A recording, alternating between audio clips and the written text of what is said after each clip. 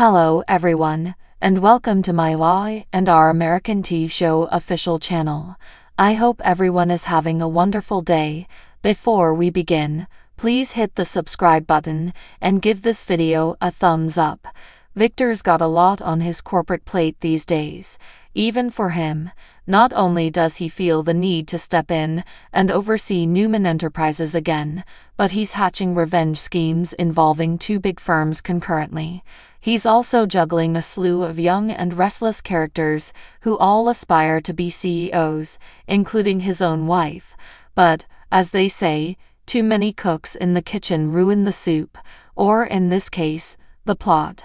The mustache has some decisions to make, and if our intuition is true, he's going to throw a mega twist on the whole lot that no one will see coming.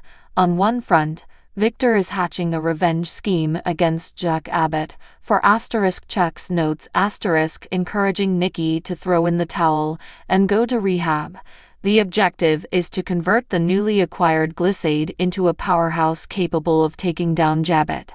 Considering it was a startup, there's plenty of doubt to go around as to whether or not this is possible, especially when the two co-CEOs are more focused on destroying each other than on building up the company. Yep, Kyle and Audra are problematic, and don't think Victor doesn't know it. On the second front, Victor is vying to gain control of Chancellor Industries, now known as Abbott Chancellor, since he doesn't like the man in charge, who just happens to be his estranged son-in-law. He's certain Lily Boy Abbott will damage his old friend Catherine's legacy and, incidentally, feels his wife Nikki is the right person to lead the company. Complicating the problem is Lily, who established a verbal arrangement with Victor to offer him inside information to assist bring down Billy in exchange for him reinstalling her as CEO. Since Nikki and Lily can't both be CEO, and Victor's unlikely to make them co-CEOs because he wants to keep things in the family, he's got a dilemma. For most of us, dealing with an extra CEO we'd made a significant promise to, as well as two battling co-CEOs, would be a scary prospect, not to mention the happy wife, happy life problem to consider here as well. But not Victor Newman. As young and restless watchers well know, the Black Knight is always 10 steps ahead of everyone else and has certainly already thought out how to fix all of his difficulties in one fell swoop. Unsurprisingly, that fell swoop is about to leave not one, but two people feeling blindsided and missiled. But it may not be who you're thinking. Presently, young and restless fans are doing a lot of theorizing that Lily made a terrible blunder in turning over vital inside information to the mustache without having a promise that she'd be reinstalled as CEO of Chancellor in writing. Everyone who has heard about the deal she struck has dished out severe cautions against trusting Victor.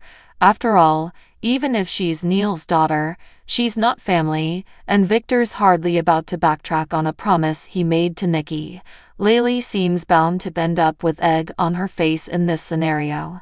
However, there is a method that Victor can follow through on his vow to Lily, in a roundabout fashion, and slaying two additional problematic birds with that one stone. What if, once Victor has secured Chancellor for Nikki, and Lily bursts into his office full of wrath and despair, he informs her that he still has a company for her to run? Considering how impressively she built up Chancellor when Jill handed her the keys, and how much regard he had for her late father, it's completely fair that he'd want to put her talents to good use and come through on their bargain in some form. What if Victor offers her, not Chancellor, but Blindsided, to run? Kyle and Audra's enmity toward one another has grown damaging as they clearly cannot work together to fulfill Victor's ambitions. Lily not only brings CEO experience to the table, but she also worked for Brass and Sassy back in the day, as well as modeling for Abbott. She's had exposure to the cosmetics business and has a solid track record as a head honcho.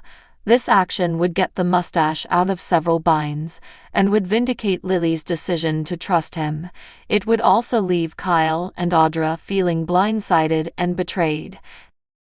Sharon's plot careened toward a climax last week when the young and restless heroine wound up in Daniel's apartment with a bottle of poison and an infuriated Cameron driving her ever closer to the point of no return.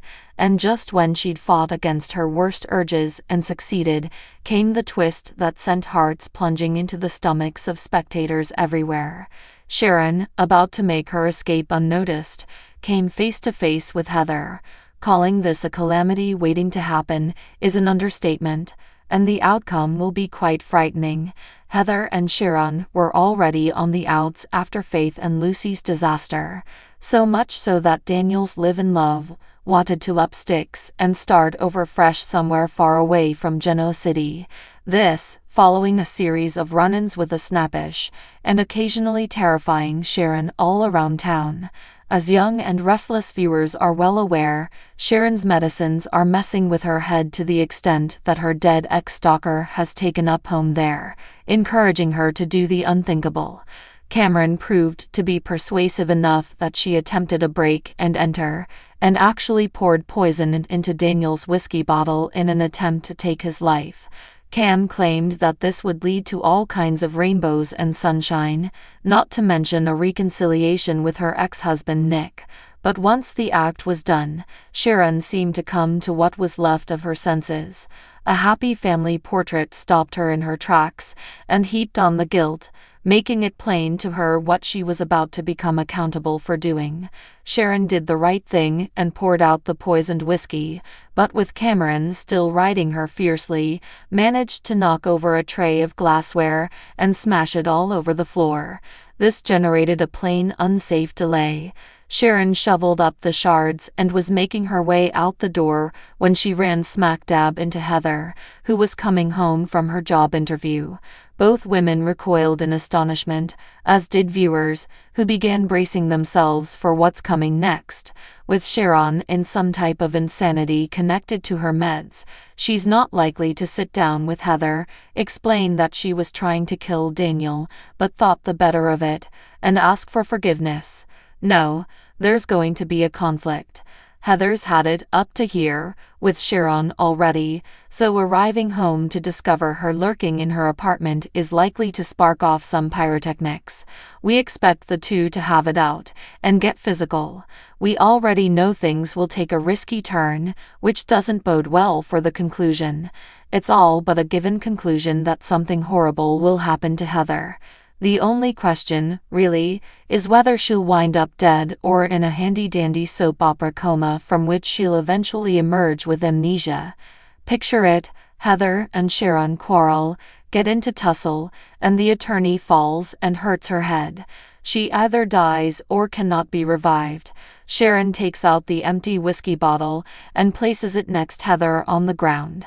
She scatters the glass fragments across her body to make it look as though she had an accident while intoxicated, and then slips out. Daniel, who had just picked up Lucy from the club, makes his way home with his daughter, and the two walk in on the utterly horrific situation. Sharon, of course, will be long gone, but far further down a mental hole than ever before, knowing what she's done. Will she run? Will she confess? You'll have to tune into Young and Restless to find out. So what do you guys think about this update? Let me know in the comment below. And if you like my videos, please press like and subscribe for more. I will see you guys next time.